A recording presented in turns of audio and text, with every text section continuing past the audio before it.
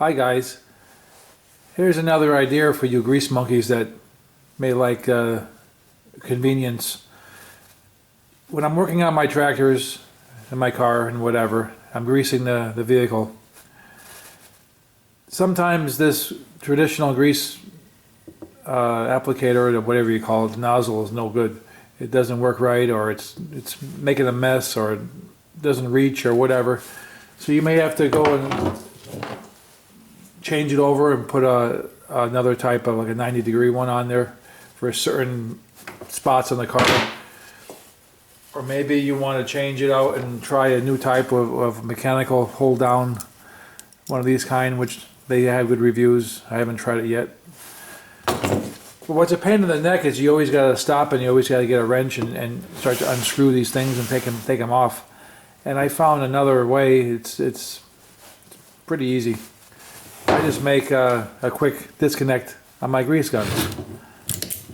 Now I just change out the one I want.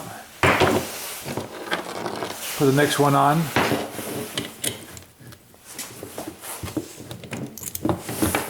And you go to town. That's it. I'll show you how it's done. On the end of my grease gun, I have a traditional airline quick disconnect. You find them on air compressors and stuff like that. All you do is when you work them, you just press on the sleeve right here. You press on the sleeve, put in the coupler, and that's it. That's a real easy way of switching out your grease lines. Now how this is fitted into the gun, these are the same kind as that, different color. But these are the quick disconnects right here.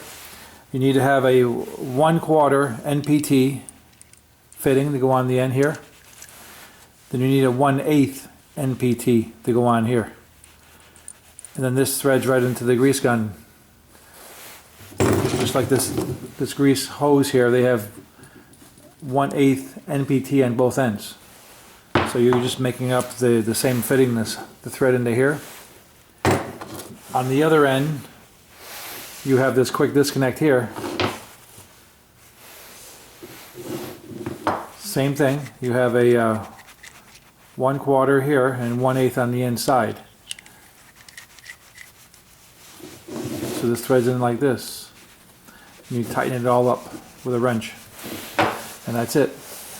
So then when you want to change over your grease nozzles to another type, or a longer hose, or whatever you're doing, it makes life easy. Thanks for watching.